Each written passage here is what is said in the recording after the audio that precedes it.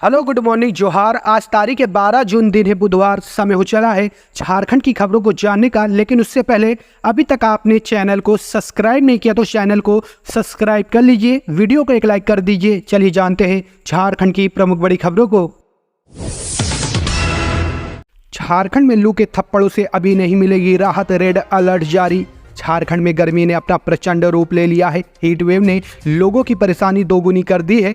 मौसम विभाग ने हीट वेव को लेकर झारखंड के कई जिलों में रेड अलर्ट जारी किया है। पिछले 24 घंटे में राज्य में कहीं कहीं पर गर्जन और आंधी के साथ हल्के दर्जे की वर्षा हुई। सबसे अधिक वर्षा 5.0 mm सिमडेगा में दर्ज किया गया। राज्य में कहीं कहीं पर हीट वेव से सीवियर हीट वेव दर्ज की गई। सबसे अधिक उच्चतम तापमान 45.3 डिग्री सेल्सियस गढ़वा में, जबकि सबसे कम न्यूनतम तापमान 26.3 डिग्री सेल्सियस रांची में दर्ज किया गया। मौसम विभाग के अनुसार 12 और 13 जून राज्य के उत्तर पश्चिम भागों में गढ़वा, पलामू, पूर्वी सिंहभूमि, पश्चिम सिंहभूमि और सरायकेला खरसावा में सीवियर हीट वेव को लेकर रेड अलर्ट जारी किया गया है। राज्य के उत्तर पूर्वी, मध्य और दक्षिण भागों चतरा, लातेहार में हीट वेव को लेकर ऑरेंज अलर्ट और गुमला, सिमडेगा, खूंटी, रांची, रामगढ़, बोकारो, हजारीबाग, कोडरमा, गिरिडीह, धनबाद, जामताड़ा, देवघर, दुमका, गोड्डा में हीट वेव को लेकर येलो अलर्ट जारी किया गया है। इस दौरान कहीं कहीं पर गर्जन और तेज हवाओं का झोंका, अधिकतम गति 30 से 40 किलोमीटर के साथ वज्रपात होने की संभावना है। वहीं 14 जून को राज्य के दक्षिण पूर्वी भागों,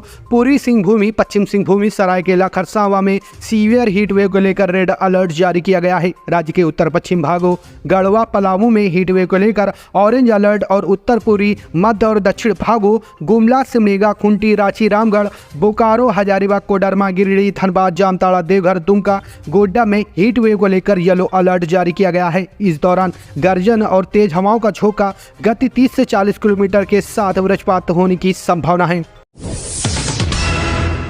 झारखंड में भीषण गर्मी का कहर, केजी से 12वीं तक की कक्षाएं 15 जून तक बंद। झारखंड में भीषण गर्मी का कहर जारी है। गर्मी के प्रकोप को देखते हुए झारखंड सरकार ने केजी से 12वीं तक की कक्षाएं बंद करने का फैसला किया है।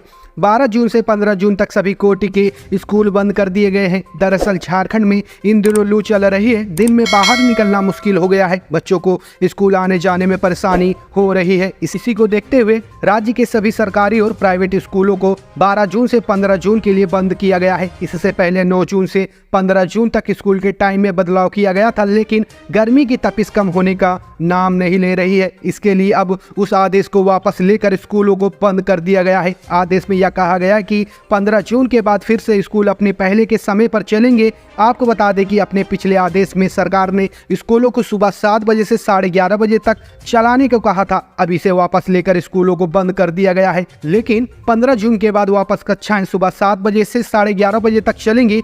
भीषण गर्मी और तपती धूप में स्कूल आने से बच्चों की सेहत में बुरा असर पड़ रहा है। उन्हें कमजोरी की वजह से चक्कर, लू लगना, उल्टी आदि की समस्या हो रही थी, लेकिन सरकार की इस निर्णय से बच्चे और अभिभावकों ने राहत की सांसें ली है। घर से निकले थे नोटों के पहाड़, अब जेल में बंद मंत्री आलमगीर आलम ने दिया इस्तीफा। मनी लॉन्ड्रिंग मामले में जेल में बंद आलमगीर आलम ने झारखंड सरकार में कैबिनेट मंत्री और कांग्रेस विधायक दल के नेता के पद से इस्तीफा दे दिया है। उनके बेटे तनवीर आलम ने ये जानकारी दी है।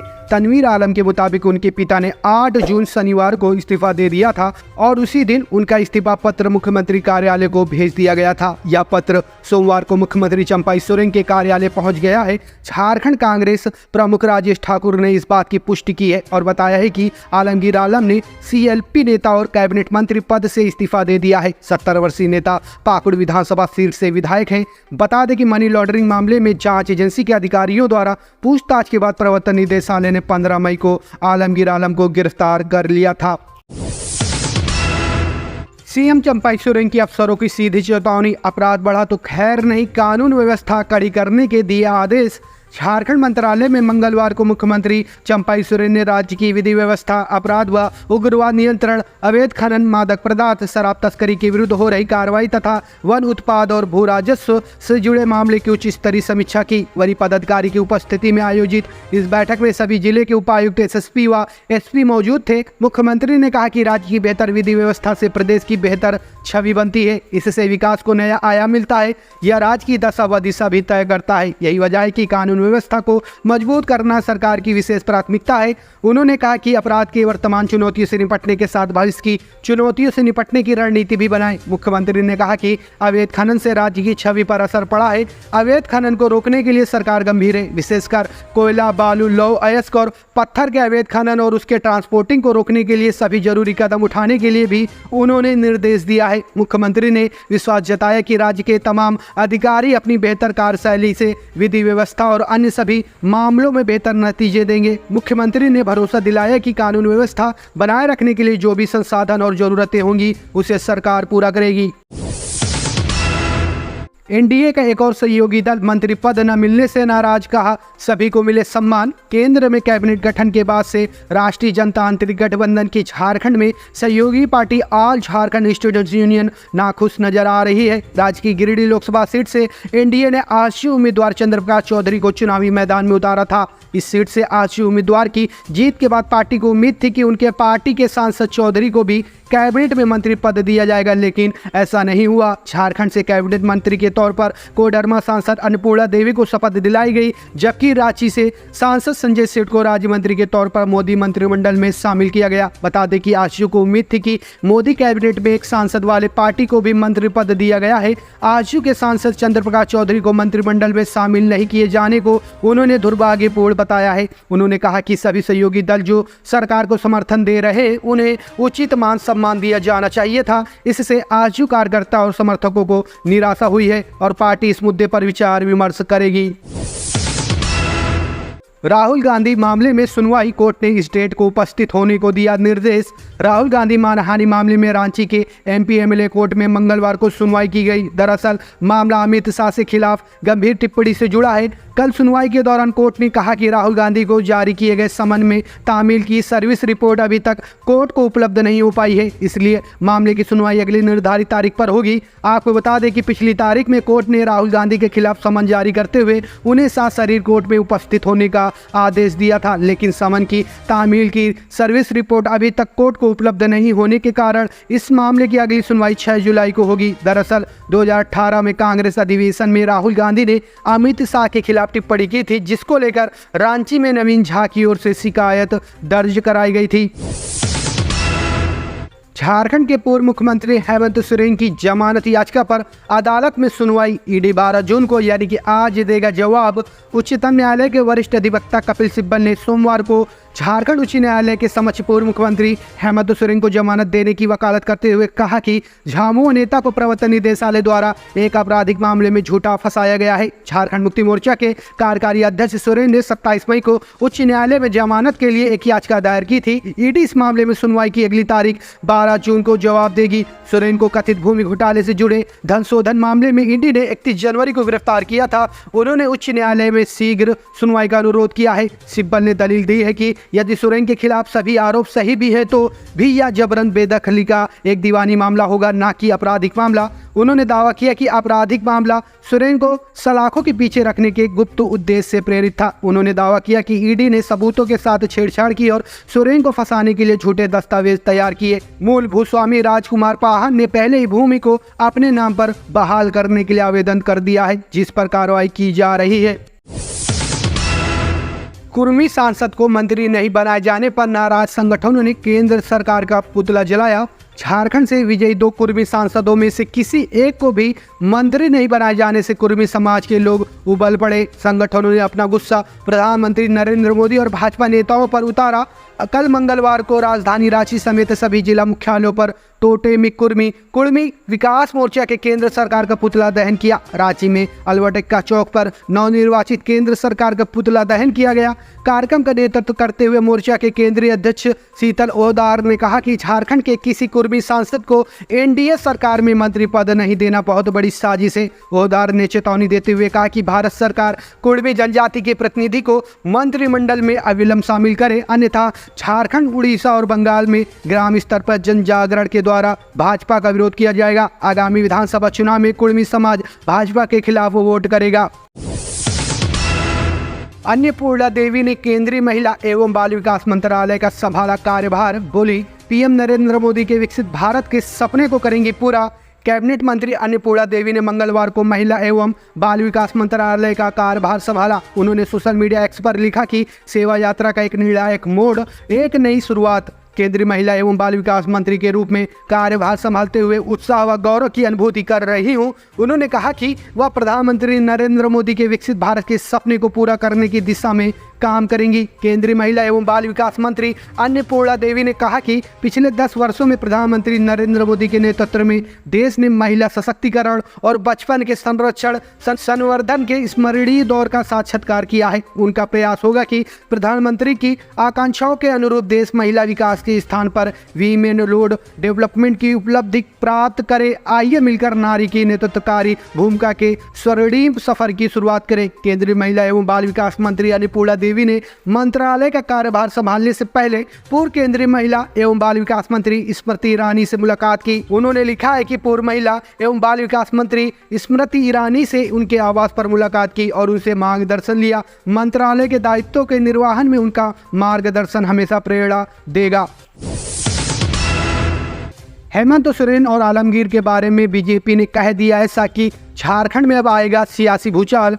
भाजपा के प्रदेश प्रवक्ता प्रतुल सहदेव ने सोमवार को झारखंड मुक्ति मोर्चा पर पलटवार करते हुए कहा कि भाजपा की बजाय मोर्चा अपनी चिंता करे। सिर्फ लूट के लिए झामुमो को आदिवासी मूलवासी की याद आती है। पूर्व मुख्यमंत्री हेमंत सोरेन और मंत्री आलमगीर आलम दोनों भ्रष्टाचार के आरोप में जेल में बंद हैं। उन्होंने कहा कि आदिवासियों का समर्थन लेकर यह सरकार राज्य को लूटने में लगी है। सरकार की प्राथमिकता में सिर्फ स्वयं का विकास है। तमाम लीज सिर्फ सोरेन परिवार के सदस्यों और उनके करीबियों को मिला। आदिवासी मूलवासी अपने आप को इस सरकार में ठगा महसूस कर रहे हैं। उन्होंने कहा कि आसन्न विधानसभा चुनाव के कारण झामुमो को आदिवासी मूलवासी की याद आ रही है। थोड़ा मंत्री मिथिलेश ठाकुर और बन्ना गुप्ता के विषय में भी स्थिति स्पष्ट करना चाहिए। झामुमो का केडी सिंह, मुक्तिनाथ उपाध्याय और आर.के. आनंद जैसे लोगों को राज्यसभा भेजने का पुराना रिकॉर्ड रहा है। उन्होंने कहा कि भाजपा का मूल मंत्र सबका साथ, सबका विश्वास, सबका विकास है। भाजपा की केंद्रीय कैबिनेट में क्षेत्रीय और सामाजिक संतुलन का विशेष ध्यान दिया गया है। लोकसभा चुनाव के दौरान विधानसभा क्षेत्र में 50 सीटों पर इस बार एनडीए आगे रहा। राज्य के मुख्यमंत्री और विधानसभा अध्यक्ष अपने अपने क्षेत्र में उम्मीदवार को जीत नहीं दिला सके। या गठबंधन सत्ता में रहने के बाद भी सिर्फ 29 सीटों पर सिमट गया। अहमद मीर के नेतृत्व में कांग्रेस नेताओं ने कांग्रेस अध्यक्ष मल्लिकार्जुन खड़गे से की मुलाकात। झारखंड प्रदेश कांग्रेस प्रभारी गुलाम अहमद मीर के नेतृत्व में प्रदेश कांग्रेस अध्यक्ष राजेश ठाकुर सहित वरीय नेताओं ने नई दिल्ली में अखिल भारतीय कांग्रेस कमेटी के अध्यक्ष मल्लिकार्जुन खड़गे से मुलाकात की। नेताओं ने झारखंड के संदर्भ में लोकसभा चुनाव सहित वर्तमान राजनीतिक परिस्थितियों से उन्हें अवगत कराया। प्रदेश प्रभारी गुलाम अहमद मीर ने कांग्रेस अध्यक्ष मल्लिकार्जुन खड़गे को लोकसभा चुनाव के संदर्भ में प्रत्येक सीट की परिस्थितियों से अवगत कराते हुए विस्तृत चर्चा की। उन्होंने कहा कि पहले के मुकाबले हमने चुनाव में अच्छा संघर्ष किया, लेकिन आशातीत सफलता हाथ नहीं लगी। हम जीत और हार के कारणों की विस्तृत समीक्षा करेंगे और इसके लिए समीक्षात्मक बैठक 12 जून को यानी कि आज बुलाई गई है। इसमें हारी गई सीटों का निचले से लेकर ऊपर स्तर तक गहनता से समीक्षा की जाएगी ताकि जहां हमसे चूक हुई है वहां स्थितियों को अपने अनुकूल बनाया जा सके। उन्होंने बताया कि लोकसभा चुनाव के परिणाम के साथ ही झारखंड में विधानसभा चुनाव की तैयारी के लिए संगठन सक्रिय हो गया है। झारखंड के संगठन की मजबूती के लिए हर प्रयास किए जा रहे हैं और आगामी चुनाव तक संगठन पूरी तरह चुस्त दुरुस्त रहेगा। सड़क दुर्घटना व वज्रपात में मृतक के आश्रितों को मिलेगा मुआवजा। राशि स्वीकृत। प्राकृतिक आपदा और राज्य विशिष्ट स्थानीय आपदा सड़क दुर्घटना में मृतक के आश्रितों को मुआवजा मिलेगा। रांची डीसी राहुल कुमार सिन्हा ने क्षतिपूर्ति मुआवजा अनुदान की स्वीकृति दे दी है। इसके तहत सड़क दुर्घटना के तहत 3 अंचल के 3 आवेदकों को क्षतिपूर्ति मुआवजा का भुगतान किया जाएगा। इसमें बुढ़, बड़गई और तमाड़ अंचल के 1-1 आश्रितों को 1-1 लाख की मुआवजा राशि दी जाएगी। वहीं जिले के 10 अंचलों में वज्रपात से प्रभावित व्यक्ति के आश्रितों को मुआवजा के लिए वित्तीय वर्ष 2024-25 के लिए कुल 60,21,500 रुपए की निकासी एवं वितरण की स्वीकृति प्रदान की गई है। हर मृतक के आश्रितों को 4 लाख और घायलों को 4300 रुपए क्षतिपूर्ति मुआवजा राशि का भुगतान किया जाएगा। डीसी ने जिला नजारत उप समाहर्ता को राशि निकासी कर अंचल अधिकारी बेड़ो, वोरमांझी, अनगढ़, काके, लापुंग, नगड़ी, चानो, इटकी, मांडर और सोनाहातू के RTGS के माध्यम से राशि उपलब्ध कराने का निर्देश दिया गया है। साथ ही डीसी ने सभी संबंधित अंचल अधिकारियों को स्वीकृत